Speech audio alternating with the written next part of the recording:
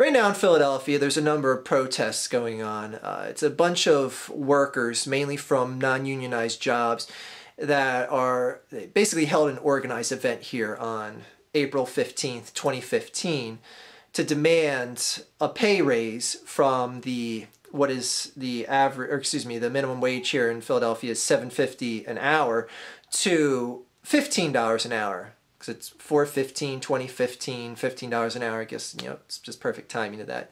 And it's also New Dog's birthday today. Isn't that right, New Dog? He's asleep. We got New Dog a toy today. And this is what it looked like 20 minutes later. Isn't that just splendid? Anyways, back on topic here. These workers are from places like Walmart, startup type employees. I saw in the news they were talking to some lady that worked at a Popeye's Chicken, McDonald's, these lower wage jobs, or these jobs that start off at the absolute minimum wage, which is $7.50 an hour. And they're demanding that these companies that can more than afford to pay these employees significantly higher amounts of money and not bat an eye at it financially should go ahead and do that. So basically they're demanding on 4/15/2015 that they get paid $15 an hour, which would double, literally, from $7.50 to $15 an hour, would double what their hourly pay scale is right now. And I see where they're coming from, and I understand how evil a company like Walmart is and how much billions of dollars they make, and they shut down all the mom and pop businesses in their town practically when they build up a new Walmart. And then, those mom and pop employees try looking for a job, they might have to just settle for, working behind the counter at the gun department at Walmart for minimum wage.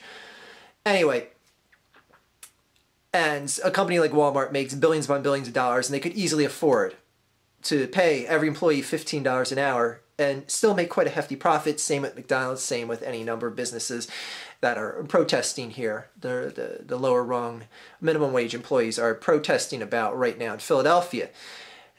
And while I understand all of that, I also understand why companies will never give in to demands like this. And actually backing off a second, because one of the main gripes from all these groups is that the wage that they're getting of $7.50 an hour is not a livable wage. It's damn near impossible to feed, clothe, and if you have to pay your own rent or mortgage, whatever, it's damn near impossible unless you were working 80 hours a week, which some people do with multiple jobs. And I hear all that, and it sucks. Trust me, I would not want to try to live life only making $7.50 an hour. It would be a tough row to hoe. But at the same time, minimum wage pretty much throughout time has never really been a livable wage. Now, that's not saying, it's totally justifying the fact that Walmart isn't more magnanimous in giving money to all their employees. But it's just that, that's just kind of the way minimum wage works. It's really not designed to be a guaranteed livable wage. It's just a minimum wage that pretty much any company can afford to pay their employees, other than if you work in the tip sector, like a waitress or a bartender. There's caveats in that where the minimum wage doesn't have to apply, and that's why you see some waitresses making $3-4 an hour, and the company can legally do so. But anyway, another thing to this, as to why I don't see why companies would, kowtow or give into the demands of groups like this, is that a lot of these minimum wage jobs, and I don't mean to specifically demean the workers in any way, shape, or form, but you're replaceable. You're replaceable by any of many new Johnny or Sue nobodies that can walk off the street and take that job behind the register of the McDonald's, or behind the fry cooker, or at the Walmart behind the, you know, the gun counter or something. Like, well, I guess that would be a little bit more of a specialized job, but, you know, any of many minimum wage level jobs at Walmart. Frankly, there's any of many people that can be plucked off the streets and put in there. It's not like we're like, you know, you're talking about teachers. You can't just say, all right, I'll get that person to teach the class or that person to teach the class. There's a number of certifications, schooling you have to go to, blah, blah, blah. You get what I'm saying. And I hear the complaints. I see how the companies like Walmart and McDonald's look at this. I understand the frustrations of, you know, God forbid, like, you know, you're a single mother, single father, whatever, you're trying to raise kids. You have no real, you know, college education or anything like that gets your foot in the door of a higher paying job or higher level experience outside of a minimum wage job. I understand the frustration with that as well. Again, I wouldn't want to try to live life in their shoes of a minimum wage worker. It would not be an easy, you know, task to handle. But I kind of just see this as, you know, that's just the way life goes. And it's one of the things in life that just isn't easy. And one of the things that should be not so much taken as, you know, I should be able to absolutely live my life from a minimum wage job. It should be something that I personally feel should be the catalyst or more of a motivator to get you to just keep trying to get that higher level job, trying to work your way up in the company, work to a management level, to motivate you, saying, do you want to stay behind the deep fryer or the register? Do you want to try and earn something? I know a lot of people are saying, like, well, you can't do that without schooling, and then you can't afford extra schooling post-high school without having the money, and et cetera, et cetera. I get all that. I get all that. And like I said, it's not going to be an easy task to pull off.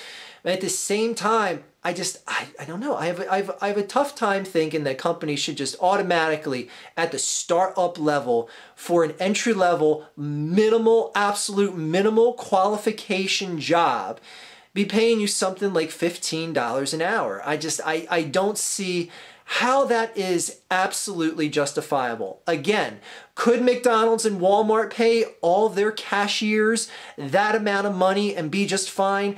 Absolutely. Should they? My personal opinion, no, I don't think they should. Like I said, the minimum wage, throughout my lifetime at least, has never been seen as a livable wage. I remember when I first started working when I was 18 years old, the minimum wage was $5.05 an hour. I don't remember anyone living off of that amount of money per hour.